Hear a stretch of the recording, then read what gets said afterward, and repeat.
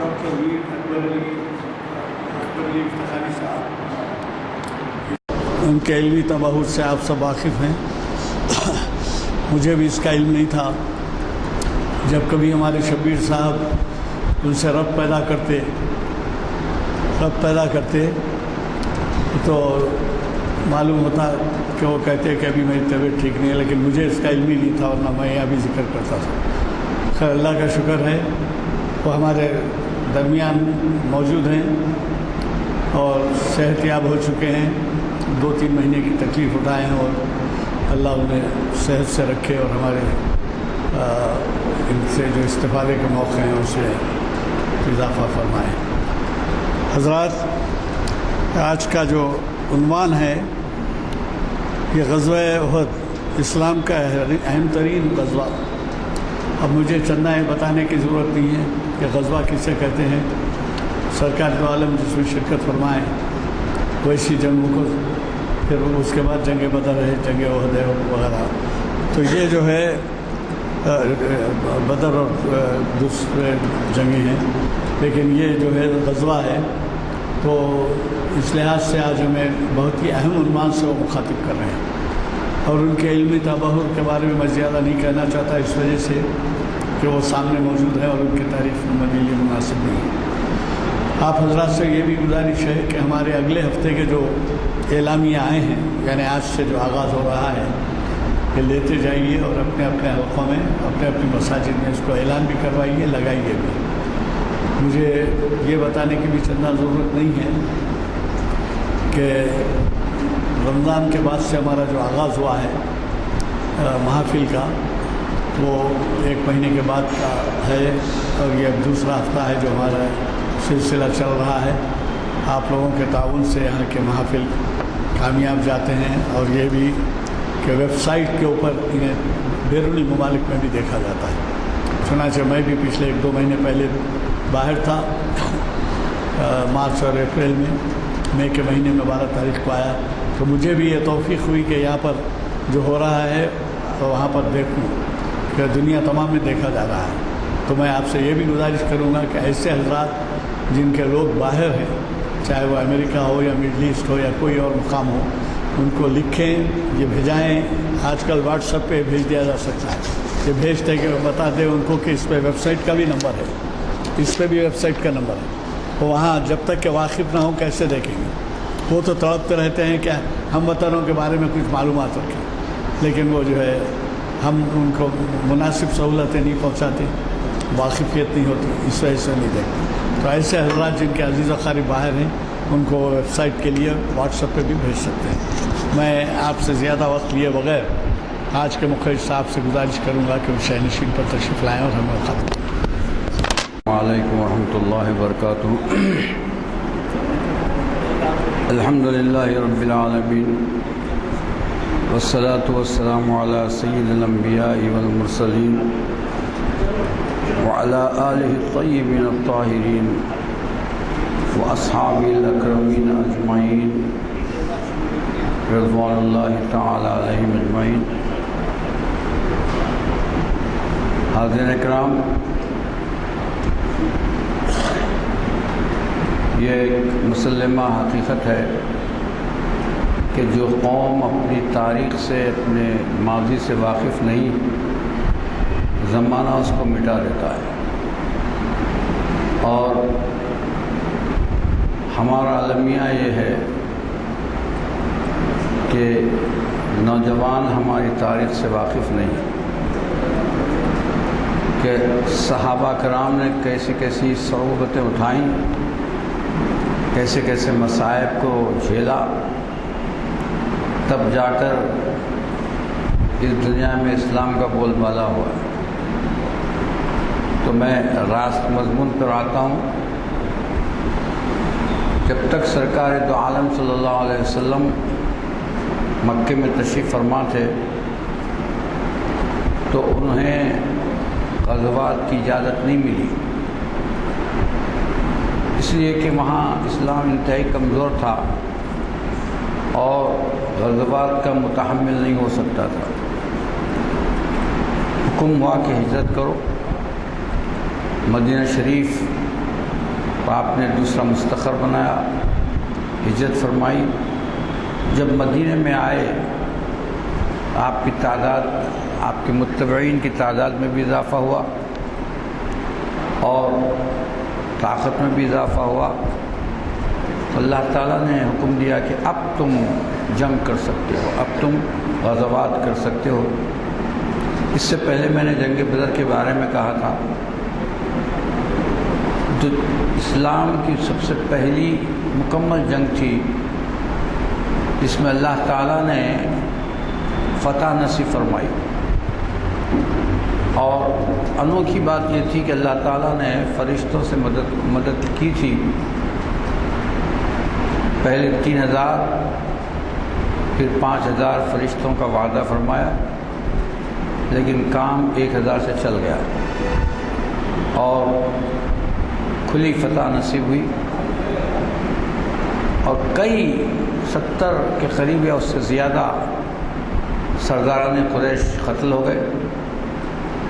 ان کے لیے بڑا غم کا مقام تھا کہ ان کے بڑے بڑے سردار، ابو جہل جیسا سردار، جس کے لیے بہت مشہور ہے کہ وہ طاقتور بھی تھا اور بڑا جاہل بھی تھا، اس لیے اس کا نام ابو جہل ہے، اس کو 2 بچوں نے قتل کر دیا۔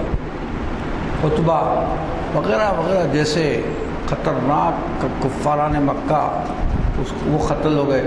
تو کفاران مکہ پہ ایک قسم کی غم اور اندوہ کی کیفیت طاری ہو گئی، اور ان کا یہ خیال ہوا کہ ہم اس کا انتقام لیے بنا نہیں رہ سکتے۔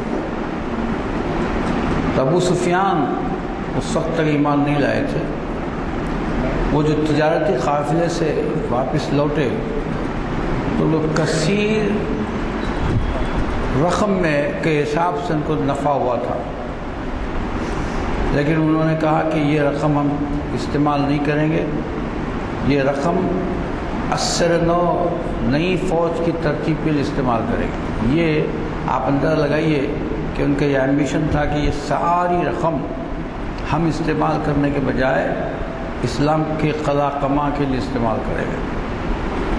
اور جو سردار بچ گئے تھے انہوں نے قسم کھائی کہ ہم غسل جنابت نہیں کریں گے جب تک کہ انتقام نہیں لیں گے۔ عورتوں میں، بچوں میں ایک جذبہ تھا کہ انتقام لینا ہے۔ تیسری ہجرت کے تیسرے سال شوال میں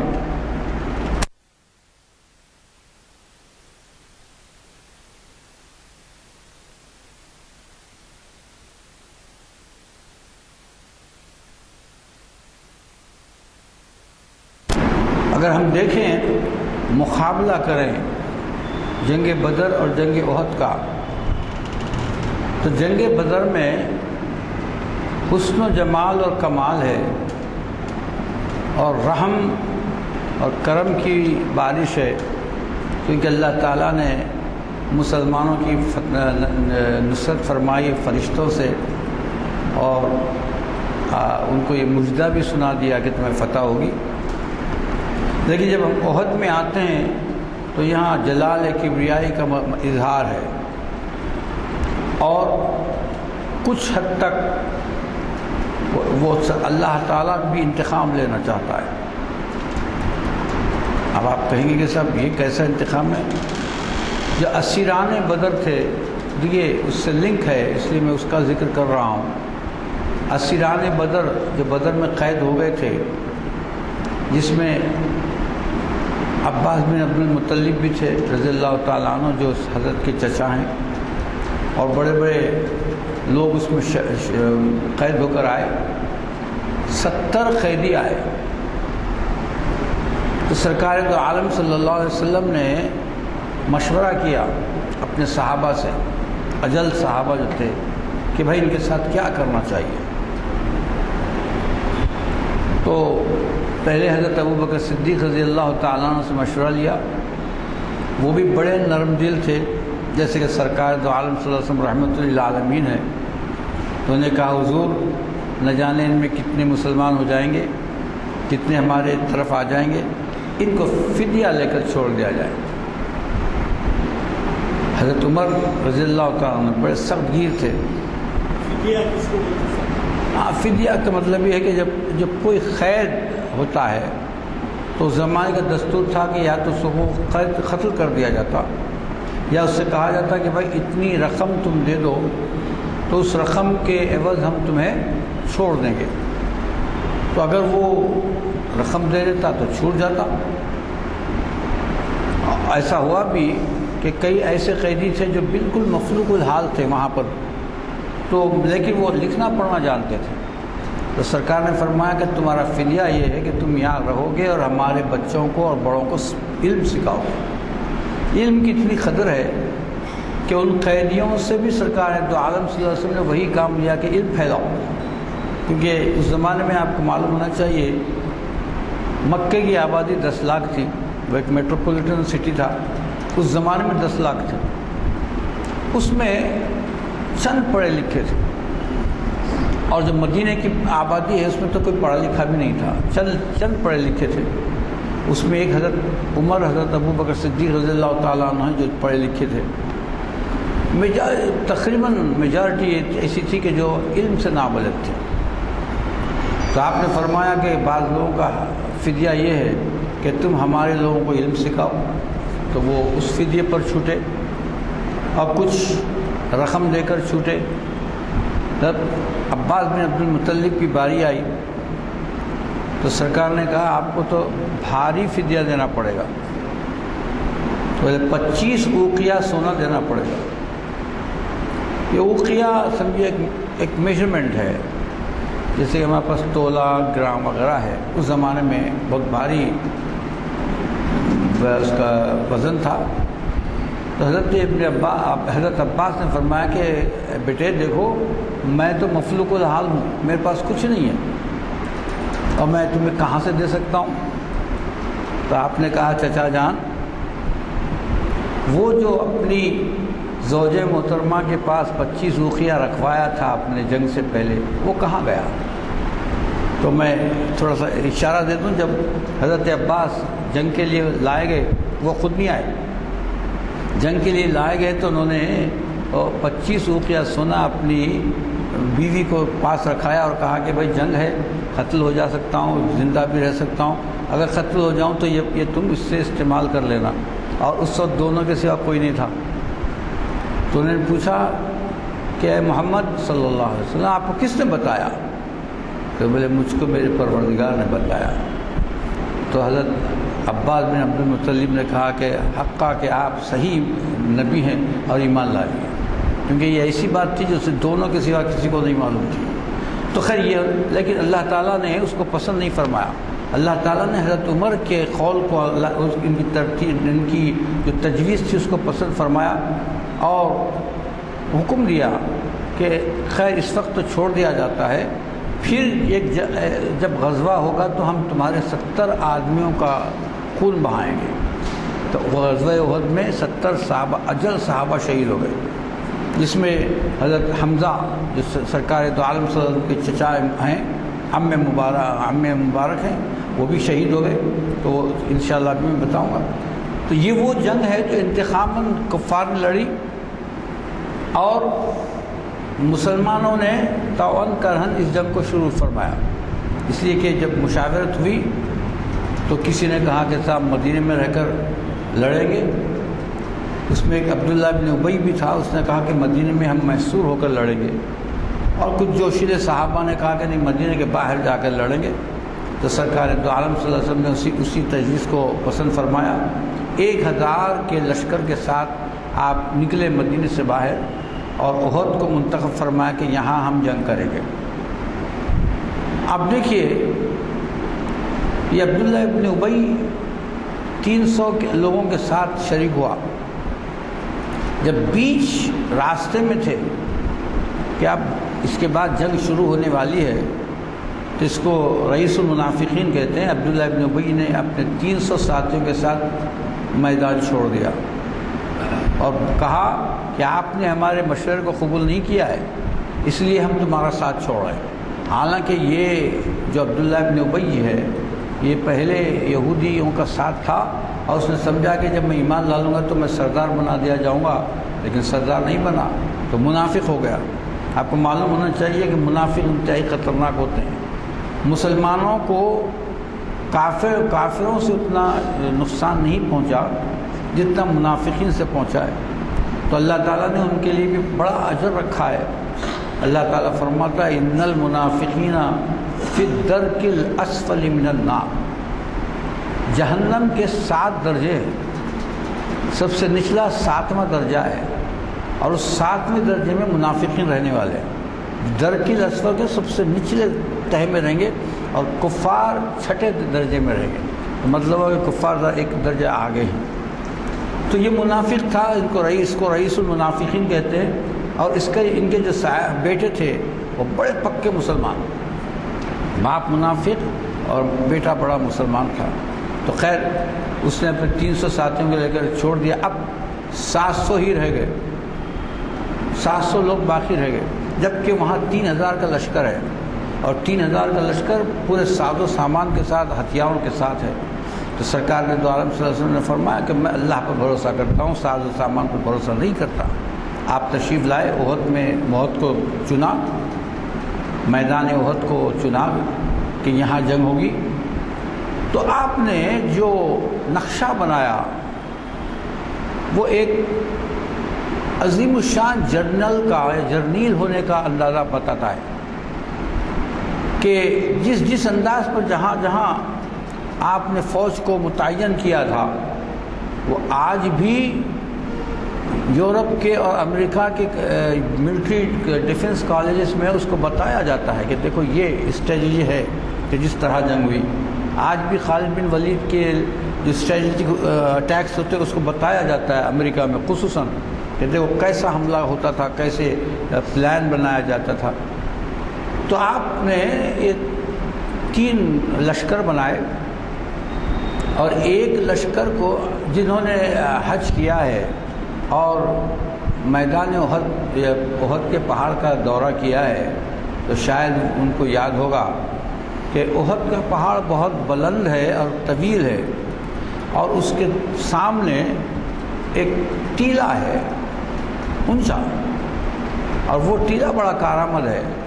تو سرکار دو عالم صلی اللہ علیہ وسلم نے اس ٹیلے پر 50 تیر اندازوں کو متعین فرما دیا کہ یہاں سے کوئی ہلنا نہیں چاہیے، یہاں سے کسی کو ہلنے کا حکم نہیں ہے، چاہے فتح ہو جائے، شکست ہو جائے، کچھ بھی ہو جائے، اور ہم کو لوگ کاٹنے لگ جائیں، ہمارے ٹکڑے کرنے لگ جائیں، تم ہلنا نہیں۔ تو یہ حکم تھا۔ اب اس حکم کی خلاف ورزی ہوئی تو نقشہ پلٹ گیا۔ جب جنگ ہوئی تو ابتدا میں مسلمان لشکر نے ایسے تابڑ توڑ حملے کیے کہ ان کے پاؤں پھڑ گئے۔ 3000 کا لشکر تھا، وہ بھاگنے لگے، اور جو یہ 50 آدمی جو تھے وہ اگر وہاں آپ جا کر دیکھیں گے تو آپ کو نقشہ سمجھ میں آئے گا کہ کس طرح سے وہ 50 آدمیوں کا رول رہا ہوگا اور میدان میں کیسے جنگ ہوئی ہوگی۔ تو آپ دیکھیں گے کہ وہ ایسا کی پوزیشن ہے کہ جہاں جس کے پیچھے سے بھی حملہ ہو سکتا ہے، اور جہاں اگر وہاں پر مستعد ہوں تو پھر کوئی حملہ نہیں ہو سکتا۔ اس کے پیچھے جو فوج تھی اس کا سردار تھے خالد بن ولید، اور خالد بن ولید جب تک ایمان نہیں لائے تھے، کافروں میں تھے۔ وہ اس جیسا جرنیل، خالد بن ولید جیسا شخص بالکل پریشان رہا کہ حملہ کیا ہی نہیں جا سکتا تھا۔ جیسے ہی حملہ کیا جاتا، تیر انداز تیر برساتے تو وہ رک جاتے، ان کو کوئی موقع نہیں مل رہا تھا۔ تو ایسی بہترین پوزیشن پہ آپ نے فوج کو رکھا، تیر اندازوں کو رکھا کہ وہ فوج اگر خلاف ورزی نہ کرتی تو پہلے ہی حملے میں فتح ہو جاتی۔ اب جب فتح ہوئی تو فتح ہونے کے بعد کافروں کا لشکر جب بھاگنے لگا میدان چھوڑ کر، تو یہاں زمین کی جو فوج تھی اس نے ان کا پیچھا کیا، اور پیچھا کرنے کے ساتھ اس زمانے کا طریقہ تھا کہ وہ مال غنیمت بھی اس کو استعمال حاصل کر لیتے تھے۔ تو ان کے پیچھے جانے والی فوج ایک تھی اور مال غنیمت لوٹنے والے الگ تھے۔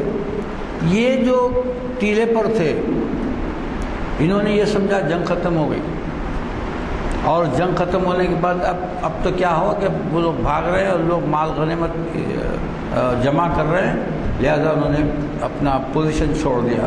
ان کے جو کمانڈر تھے انہوں نے لاکھ کہا کہ دیکھو مت جاؤ، یہ رسول اللہ کا حکم ہے، لیکن انہوں نے کہا نہیں، رسول اللہ نے کہا جنگ کے دوران نہیں جانا ہے، جنگ تو ختم ہو چکی۔ وہ سمجھے کہ جنگ ختم ہو گئی، انہوں نے اس پوزیشن کو چھوڑ دیا۔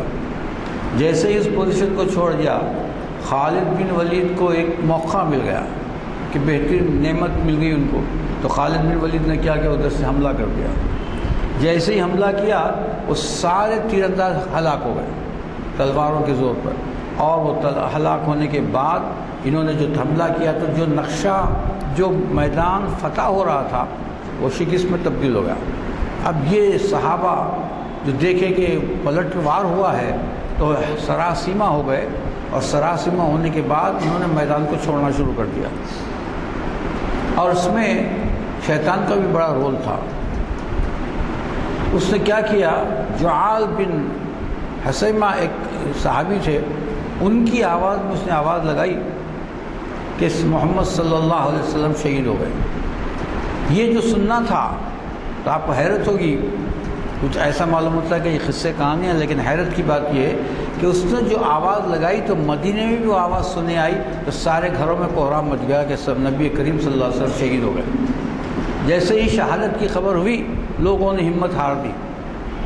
سرکار دو عالم صلی اللہ علیہ وسلم احد پر اکیلے کھڑے ہوئے ہیں، اور ان کے اطراف 14 صحابہ ہیں، 7 انصار ہیں اور 7 مہاجرین ہیں، جس میں حضرت ابو بکر صدیق رضی اللہ تعالیٰ عنہ، حضرت عمر رضی اللہ تعالیٰ عنہ، حضرت علی رضی اللہ تعالیٰ عنہ، حضرت عوف ابن عوف 7 بڑے بڑے صحابہ اور 7 جو ہے انصار اور مہاجرین ہیں، اور یہ سارے کے سارے سرکار کو گھیرے ہوئے کھڑے ہوئے ہیں۔ لیکن کوئی دیکھیے شجاعت کی بھی انتہا ہوتی ہے۔ حضرت سعد تشریف فرمائے سامنے، سرکار کے سامنے کھڑے ہوئے ہیں، تیر چلائے جا رہے ہیں کفار کی طرف سے، اور وہ اپنے ہاتھ سے تیر کو روک رہے ہیں۔ ایک صحابی اپنے ہاتھ سے تیر کو روک رہے ہیں، اور سعد جو ہے وہ اپنے ہاتھ تیر چلا رہے ہیں، اکیلے ہیں تو تیر چلا رہے ہیں، تیر انداز وہ اکیلے تھے۔ تو ذرا اندازہ لگائیے، سرکار دو عالم صلی اللہ علیہ وسلم نے فرمایا ارمی یا سعد، اے سعد تو تیر پر تیر چلا، تجھ پر میرے ماں باپ قربان۔ ہر تیر پر آپ فرماتے تجھ پر میرے ماں باپ قربان، اور وہ تیر پر تیر چلا رہے ہیں اور کسی کو آنے نہیں دے رہے ہیں۔ تو یہ شجاعت تھا۔ اور حضرت قتادہ رضی اللہ تعالیٰ عنہ، وہ قتادہ رضی اللہ تعالیٰ عنہ بڑے بہادر سپاہی، تو وہ بھی ہر وار کو اپنے ہاتھ پر روک رہے تھے، لیکن ایک تیر آیا، اور تیر آنے کے بعد ان کی آنکھ میں لگ گیا، اور آنکھ تقریباً ریزہ ریزہ ہو گئی۔ تو آپ گر پڑے اور رونے لگے۔ رونے اس لیے نہیں کہ میری آنکھ گئی، رونے اس لیے لگے کہ میں سرکار کا چہرہ نہیں دیکھ سکوں گا۔ تو سرکار نے کہا کیا ہوا قتادہ؟ تو بولے حضور آنکھ چلی گئی۔ آنکھ کے جانے کا غم نہیں ہے، آپ کے نہیں دیکھنے کا غم ہے۔ تو آپ نے کیا کیا، اس آنکھ کو جو ریزہ ریزہ ہو گئی تھی اپنے دست مبارک سے ان کی آنکھ پر رکھا، اور کہا اے اللہ، اس نے تیرے حبیب کی حفاظت میں اپنی آنکھ ضائع کی ہے، تو اس آنکھ کو تو پھر سے دوبارہ جلا بخش دے اور پہلے سے اچھی خوبصورت کر دے۔ تو کہتے ہیں کہ جب تک حضرت قتادہ زندہ تھے وہ آنکھ اتنی تیز تھی کہ وہ دوسری آنکھ اس کے مقابلے میں نہیں تھی، تو وہ آنکھ اچھی بھی ہو گئی، بہترین بھی ہو گئی، اور اس سے بڑھ کے تیز ترین ہو گئی۔ تو یہ ایک معجزہ تھا جو سرکار دو عالم صلی اللہ علیہ وسلم کو اس سے ظاہر ہوا۔ اور اس طرح سے سارے 14 صحابہ آپ کے اطراف جان نثار کھڑے تھے، اور کسی نے بھی ان کو کسی پتھر کو یا تلوار کو یا آنے نہیں دیا، اور لڑتے گئے۔ ایک صحابی تھے، ایک غول آیا تو سرکار نے فرمایا کہ کون ہے جو اس غول کو روکے گا، اس گروہ کو روکے گا؟ تو انہوں نے کہا یا رسول اللہ، انا رسول، یا رسول اللہ۔ وہ نکلے اور اکیلے انہوں نے اس غول کو ختم کر دیا۔ ایسے 3 دفعہ غول آئے اور آخر میں ان کو شہادت نصیب ہو گئی۔ تو اسی یہ ایسا معرکہ ہے کہ جس میں فتح بھی ہے، شکست بھی ہے، پھر فتح ہے۔ اس کے بعد جب لوگوں نے سرکار دو عالم صلی اللہ علیہ وسلم کو دیکھا، حضرت عمر نے ندا لگائی کہ اے لوگوں، سرکار زندہ ہے، سرکار تشریف فرما ہے۔ جب لوگوں نے دیکھا کہ سرکار دو عالم صلی اللہ علیہ وسلم تشریف فرما ہے تو پلٹ کے آئے، جو لوگ بھاگ رہے تھے پلٹ کے آئے، آنے کے بعد پھر سے وار کیا تو پھر کفار کو شکست ہو گئی۔ لیکن اس دوران ان کے 70 صحابہ شہید ہو گئے، جس میں حضرت حمزہ بن عبد المطلب رضی اللہ تعالیٰ عنہ بھی ہیں، جو حضرت کے چچا ہیں۔ آپ بے انتہا محبت فرماتے تھے ان کو شہید کرنے والا ایک حبشی تھا، نام اس کا حبشی ہے، وہ حبشی تھا، اور ہندا کا غلام تھا۔ ہندا کون ہے؟ یہ ابو سفیان کی بیوی ہے۔ تو اس نے اس کو خاص طور سے تربیت کی تھی تاکہ پھر کبھی جنگ ہو تو وہ حمزہ کو، حضرت امیر حمزہ کو قتل کر دے۔ تو اس نے دیکھا کہ حضرت امیر حمزہ کے سامنے تو نہیں جا سکتے، کیونکہ آپ اتنے بہادر تھے کہ 100-200 پر بھاری تھے، تو کوئی سامنے نہیں جاتا تھا۔ تو اس نے دور سے ایک خنجر پھینکا، تو وہ خنجر جا کر پورا آدھا پیٹ اور پیٹ کے نیچے تک کاٹ دیا، اس سے اس کے آپ کی شہادت ہو گئی۔ تو اب شہادت ہونے کے بعد ہندا نے کیا کیا؟ آپ کا پیٹ چیر کر کلیجہ نکالا، اور کلیجہ نکالنے کے بعد اس کو چبایا انتقام میں، اور آپ کے ناک اور کان کاٹ لیے، اور ان کو ہار بنا کر اپنی پاؤں میں پہننے لگی۔ جب سرکار دو عالم صلی اللہ علیہ وسلم نے آخر میں جب اب اس میت کو اس حال میں دیکھا تو بہت افسردہ ہوئے، بہت غمگین ہوئے، اور کر کیا سکتے ہیں، لیکن وہاں آپ نے ان کی خبر بنا دی۔ اب جتنے صحابہ شہید ہوئے، یہ سب سے بدترین کام تھا جو کفاران مکہ نے کیا ہے، آج بھی کرتے ہیں، جب بھی کیا انہوں نے۔ جتنے شہید ہو گئے ان کے ناک کان اعضاء کاٹ لیے اور اپنے ہار بنا کر اپنے گلوں میں پاؤں میں پہننے لگے کہ انتقام کی انتہا ہے کہ ہم نے اتنے قتل کیے، لیکن ان کے بھی سینکڑوں ختم ہوئے، 3000 میں سینکڑوں ختم ہوئے، یہاں 70 صحابہ شہید ہوئے۔ اب ان 70 صحابہ میں بڑے بڑے صحابہ تھے، جیسے کہ حضرت امیر حمزہ ہیں، مصعب بن عمیر ہیں۔ مصعب بن عمیر علم بردار تھے، یعنی جھنڈا پکڑے ہوئے تھے۔ وہ جب جنگ فرما رہے تھے تو کفار مکہ نے آپ کے دست مبارک کو شہید کر دیا، ایک ہاتھ لے لیا۔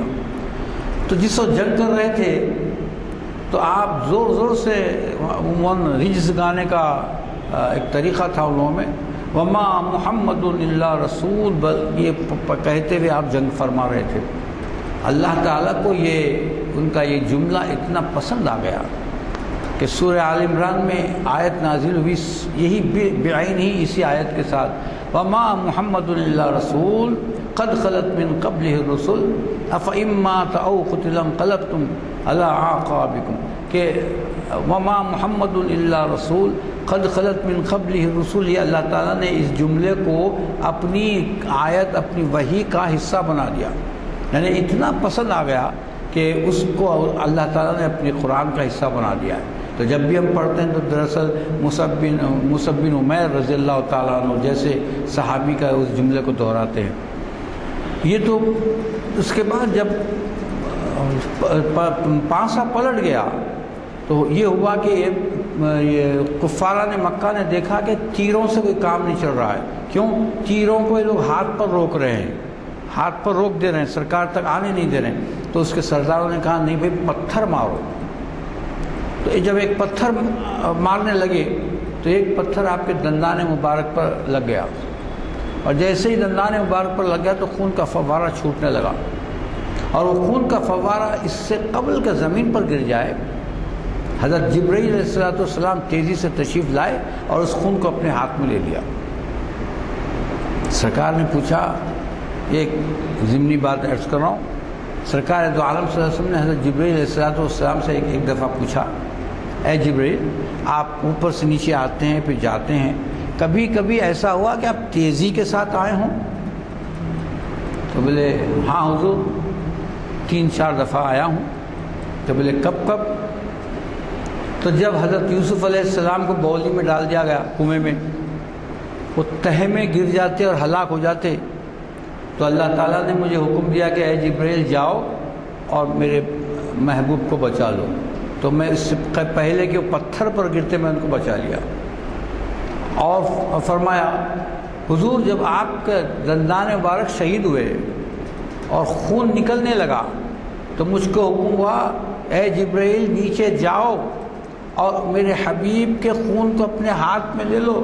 اگر خدا نہ اگر یہ زمین پر گر جائے تو پھر زمین پر کبھی کاشت نہیں ہوگی. تو میں تیزی کے ساتھ آیا، اس سے قبل کہ وہ خون گر جاتا میں اپنے ہاتھ میں لے لیا.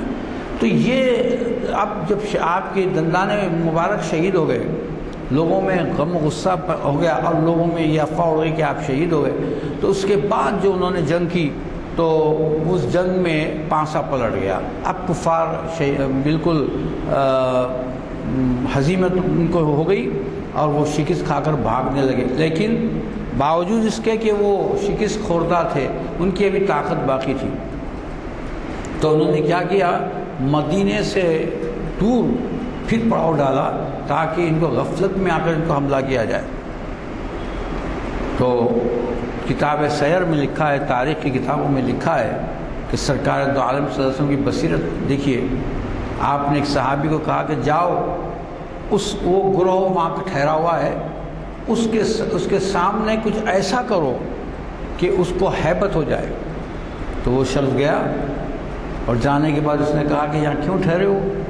تو بولے نہیں ہم بھی انتقام لیں گے. تو بولے نہیں، ان کے پاس اب دگنی جمعیت ہو گئی ہے وغیرہ وغیرہ، بہت مبالغہ آمیزی کرنے لگا تو ان کو ہیبت ہو گئی. یہ سب کم لوگ تھے تو یہ حشر ہو گیا، تو وہاں سے بھی بھاگ گئے. تو جنگ احد میں کئی چیزیں موجود ہیں. ایک تو یہ جنگ طوعاً اور کرہن لڑی گئی، کیونکہ کوئی کہتا کہ نہ لڑی جائے، کوئی کہتے لڑنا ہے. اور اس میں منافقین کا رول معلوم ہوا. تو منافقین کا رول ہے تو یہ آج تک وہ منافقین چل رہے ہیں. ایسا نہیں ہے کہ وہ منافقین عبداللہ ابن ابی کے ساتھ ختم ہو گئے، آج بھی موجود ہے. منافق کہتے کس کو ہیں؟ پہلے میں آپ سے عرض کر دوں. منافق کہتے اس کو ہیں جو زبان سے ایک کہتا ہے اور دل میں ایک رکھتا ہے. یقولون بافواہہم، وہ زبان سے کہتے ہیں اور جو دل میں ہے وہ چھپاتے ہیں. تو سامنے تو آپ کی جا بجا منافقین کی تعریف کی گئی ہے.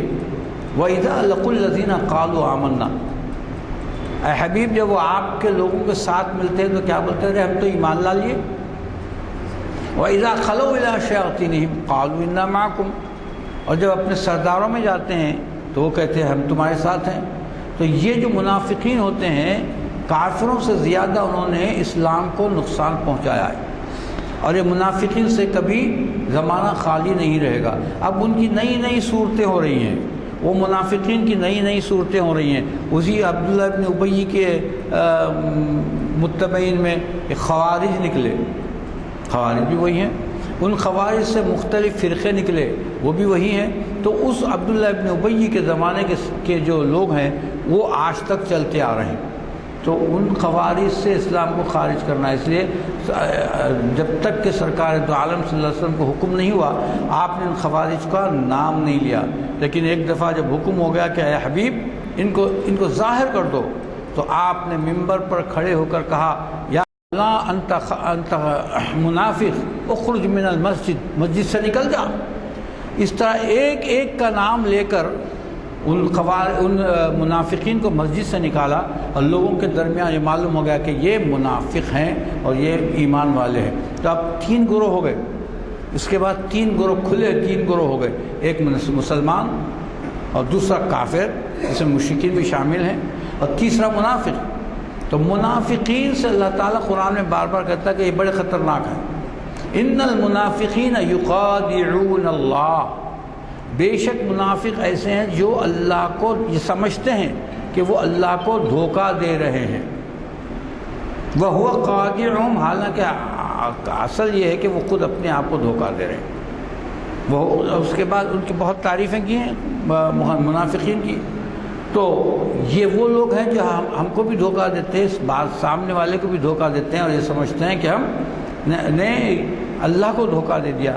اللہ تعالیٰ فرماتا ہے وَهُوَ خَادِعُهُمْ، وہ خود اپنے آپ کو دھوکہ دے رہے ہیں. تو منافقین کا ایک رول معلوم ہو گیا. اور دوسری چیز قیامت تک جو رہنے والی ہے وہ یہ کہ اگر نبی کریم صلی اللہ علیہ وسلم کے حکم کی نافرمانی کی جائے تو کتنا بڑا نقصان ہو سکتا ہے اللہ تعالیٰ نے بتا دیا۔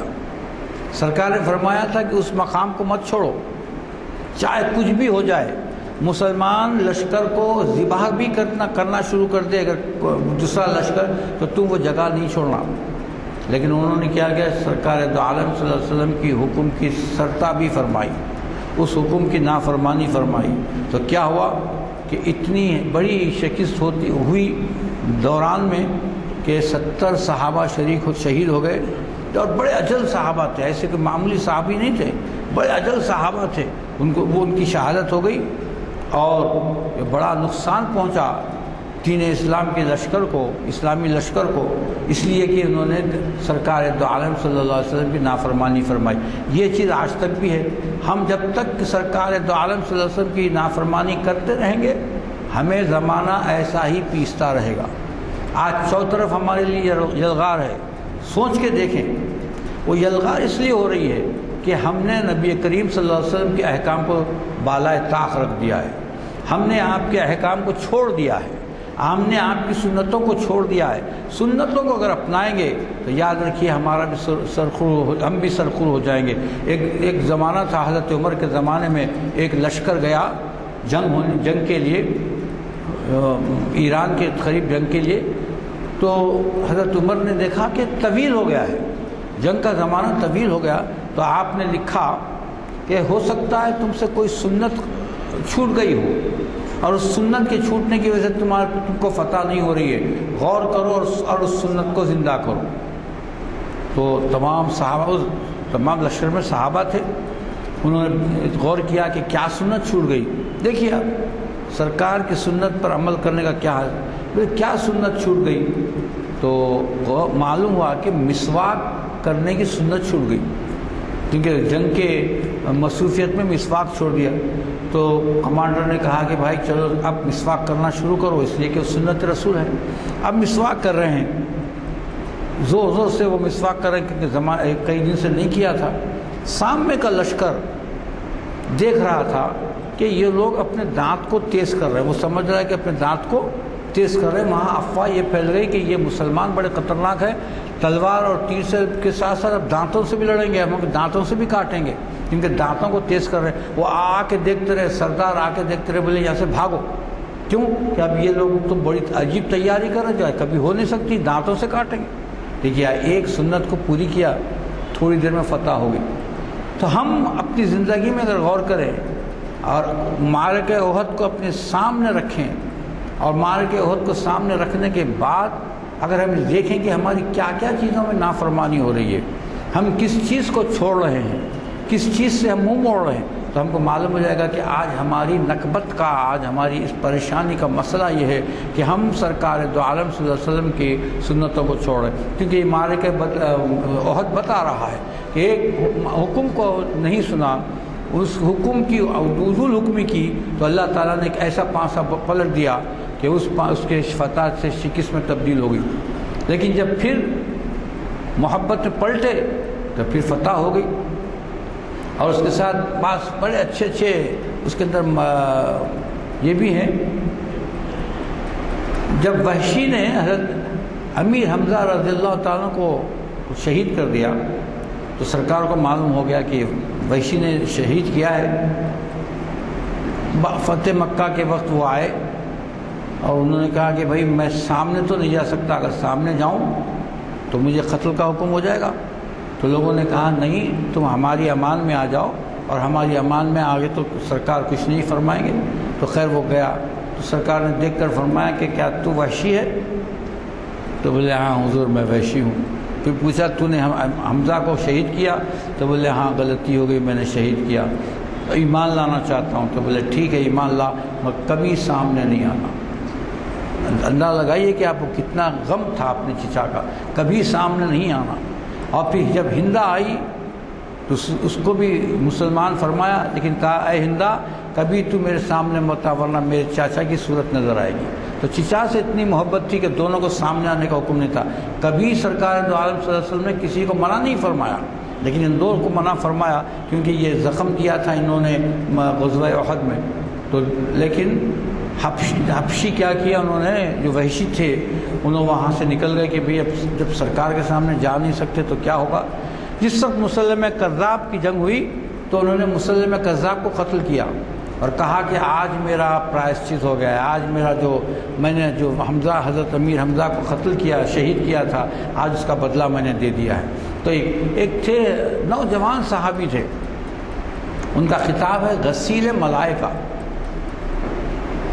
وہ نوجوان تھے، ایک دن پہلے ان کی شادی ہوئی تھی اور وہ شادی کے بعد رات گزار رہے تھے. جب صبح اعلان جنگ ہوا کہ چلو جنگ کے لیے جانا ہے تو آپ اس کے ساتھ شامل ہو گئے. غسل بھی نہیں فرمایا، کیوں کہ جہاد پہلے افضل ہے. اور اس زمانے میں جہاد کا بڑا شوق تھا. آج ہم جہاد کا شوق ہمارے میں ختم ہو چکا ہے تو ہماری بھی پریشانیاں بڑھ چکی ہیں. تو جہاد کا جب اعلان ہوا تو آپ نکلے، ساتھ چلے گئے. جب جنگ ختم ہو گئی تو لوگوں نے دیکھا کہ آپ کی لاش زمین کے اوپر معلق ہے اور لاش سے جو ہے پانی ٹپک رہا ہے. تو صحابہ بڑے حیران ہوئے، ساری لاشیں تو زمین پر ہیں، یہ ان کی لاش اوپر ہے. تو سرکار نے فرمایا کہ نہیں، چونکہ غسل جنابت ان پہ واجب تھا تو ملائکہ ان کو غسل دے رہے ہیں، تو اس لیے ان کا لقب ہو گیا غسیل ملائکہ، کہ جس کو ملائکہ نے غسل دیا ہے. تو یہ تو خیر سرکار دو عالم صلی اللہ علیہ وسلم کے معجزات ہیں، مگر یاد رکھیے کبھی جنگ آپ نے معجزے سے نہیں لڑی، معجزے سے جنگ فتح نہیں فرمائی. کیوں؟ اگر معجزات سے جنگ لڑی جاتی تو پھر جنگ لڑنے کا مقصد ہی ختم ہو گیا ہوتا.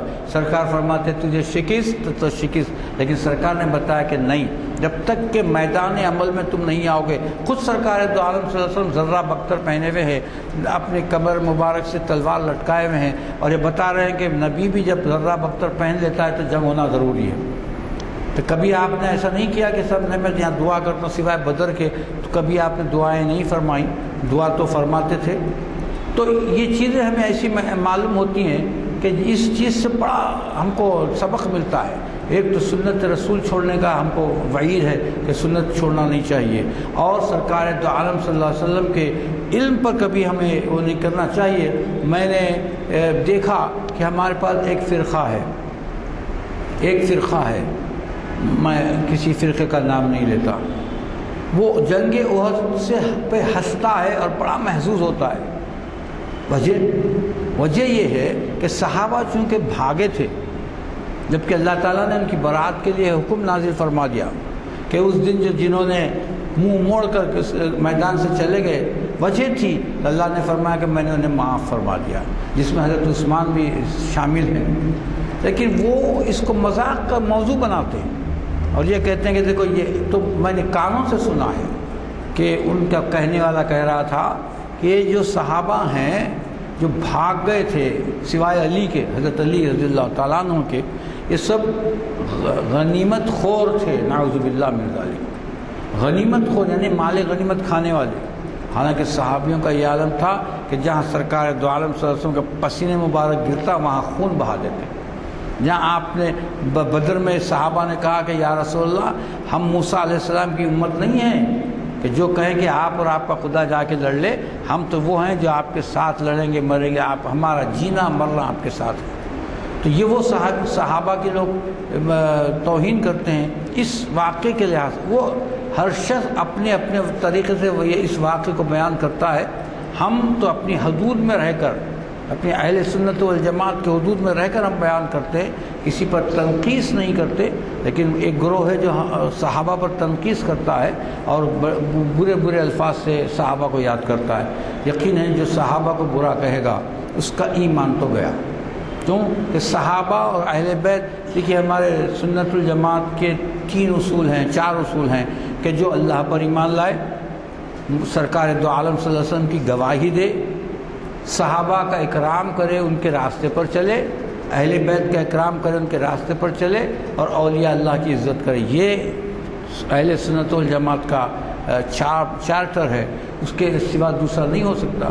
تو ہم صحابہ کے سوچ نہیں سکتے ایک بڑے سے بڑا قطب آپ کی نالج کے لیے کہہ رہا ہوں، بڑے سے بڑا قطب جیسے کہ غوث اعظم، بہت بڑے قطب ہیں، قطب زماں ہیں، وہ بھی ان کی پیر کی دھول کے برابر نہیں ہوتے، کتنا بڑا ولی کیوں نہ ہو، صحابہ کے دھول کے برابر بھی نہیں ہوتا۔ صحابی کے اگر ایک لفظ اس کو صحابیت کا مل جائے، ایک موقع صحابیت کا مل جائے تو وہ سب سے اعلیٰ ترین ہو جاتا ہے، اور سب سے اعلیٰ ترین ہونے کے بعد ان کی تنقیص کرنا بالکل کفر کے قریب ہے، تو ہم تو تنقیص نہیں کرتے۔ تو یہ ایک معرکہ بدر ہم دیکھیں گے، بہت سے ڈیٹیل ہے جو ہم اس مختصر وقت میں نہیں کہہ سکتے۔ یہ معرکہ بدر، ایک تو معرکہ بدر تھا جو آپ کی اسٹیبلشمنٹ کے لیے ضروری تھا، تو دین وہاں اسٹیبلش ہو گیا۔ آپ کی حکومت جو حکومت مدینہ ہم سلطنت مدینہ کہتے ہیں، اس کے اسٹیبلشمنٹ کے لیے معرکہ بدر بہت ضروری تھا، وہ ہو گیا۔ اس کے بعد معرکہ احد ہماری نشت ثانیہ کا ذریعہ ہے کہ مسلمان ان کو معلوم ہوگا کہ فتح اور شکست دونوں کس طرح ہوتی ہیں، اور یہ بات پھر پوری قوت کے ساتھ مسلمان ابھرے۔ تو اس معرکے سے ایک بات یہ ظاہر ہوتی ہے کہ فتح و شکست اللہ کی دی ہوئی چیزیں ہیں، اللہ کی مقدرات ہیں، کسی کے مقدرات نہیں ہیں، اور اللہ جب تک چاہتا ہے فتح دیتا ہے، اور جب اس کے احکام سے آپ منہ موڑتے ہیں تو شکست عطا فرما دیتا ہے۔ آج ساری دنیا میں مسلمان شکست خوردہ ہیں، کہاں نہیں ہے، ہر جگہ شکست خوردہ ہیں۔ کیوں؟ تصور کر کے ان کا انالیسس کر کے دیکھیے کہ وہ دین سے دور ہو گئے، فرائض سے دور ہو گئے، سنتوں سے دور ہو گئے، اور دین کو مذاق بنا لیا۔ تو آج کا اس کا نتیجہ کیا ہوا کہ ہر شخص، سرکار دو عالم صلی اللہ علیہ وسلم کی ایک حدیث پر میں ختم کرتا ہوں، سرکار دو عالم صلی اللہ علیہ وسلم نے ارشاد فرمایا کہ ایک زمانہ آئے گا کہ تمہاری کثرت ہوگی لیکن تمہاری ہوا بگڑی ہوئی ہوگی۔ صحابہ نے پوچھا یا رسول اللہ، ہم اتنے کم ہیں تو ہم ہر چیز فتح کر رہے ہیں اور سارے لوگوں کو مغلوب کر رہے ہیں، اور جب اتنے کثرت سے ہوں گے تو یہ لوگ فتح نہیں کر سکیں گے۔ تو آپ نے فرمایا نہیں، ان کو دنیا کی محبت غالب آ جائے گی اور میں نفاق پیدا ہو جائے گا۔ تو یہ چیز آج ہے، ہمیں موجود ہے، اس لیے ہماری کثرت ہے، مگر کثرت سے کوئی بھی خائف نہیں ہوتا بلکہ ہم کو خائف کرتا ہے۔ تو یہ مختصر میں نے اس تاریخ کے حوالے سے بتایا ہے کہ یہ جنگ احد میں کیا ہوتا ہے، کیا ہوا۔ تو میں سمجھتا ہوں کہ جتنا ممکن ہو سکتا میں نے آپ کو اختصار کے ساتھ بتایا ہے، ورنہ بہت ڈیٹیل ہے کہ جس کو اتنے وقت میں بتایا نہیں جا سکتا۔ ربنا تقبل منا انك انت السميع العليم وتب علينا انك انت التواب الرحيم ربنا ارنا الحق حقا وارزقنا اتباعه وارنا الباطل باطلا وارزقنا اجتنابه ربنا اعنا على ذكرك وشكرك وحسن عبادتك صلى الله تعالى على خير خلق محمد وآله وصحبه اجمعين والحمد لله رب العالمين۔ میں نے پہلے ہی کہا تھا کہ آپ کے کتابات سے ہماری محرومی کافی عرصے تک رہی، 3-4 مہینے، اور اللہ تعالیٰ نے آپ کے دل میں ایسا عنوان دیا کہ جس سے ہماری واقفیت تازہ ہو گئی۔ حضرات، یہ اگلا پروگرام ہمارا جو ہے، جیسے کہ آپ کو معلوم ہے، شریعت انفارمیشن سروس پیر کے دن 765ویں نشست ہے، اور اس میں بھی ایک جنگ کی بات ہے، صلح حدیبیہ کی حکمت عملی عصر حاضر کے تناسب میں، اور اسے بھی آپ کے جانے پہچانے مقرر مفتی سید الیاس ہاشمی ندوی مخاطب کر رہے ہیں۔ یہ جیسے میں نے کہا، شریعت انفارمیشن کی 765ویں نشست 24 جون مطابق 20 شوال کل پرسوں بعد اثر یہاں پر منعقد ہوگی۔ مجھے قوی توقع ہے کہ آپ اس سے بھی استفادہ کریں گے۔ جو آج عنوان کا سلسلہ ہے وہ بھی بہت ہی دلچسپ عنوان رہے گا، اور اس سے بھی ہماری معلومات میں وسیع کافی اضافہ ہوگا۔ مجھے اس بات کو دہرانے کی اجازت دیجیے کہ ہمارے پیمفلیٹ جو چھپ کے آئے ہیں، آج اس میں پہلا آئٹم تھا، کوشش کریے کہ جس قدر ہو سکے ایسے اعلامیے لے کے جائیں، अपने अपने हल्कों में तकसीम करें, मसाजिद में लगाएं, ऐलानात करें। वो ख़ुद एक तबलीग है जिसका आपको सवाब मिलेगा। चूँकि दुआ हो चुकी है, महफिल बर्खास्त हो जाए।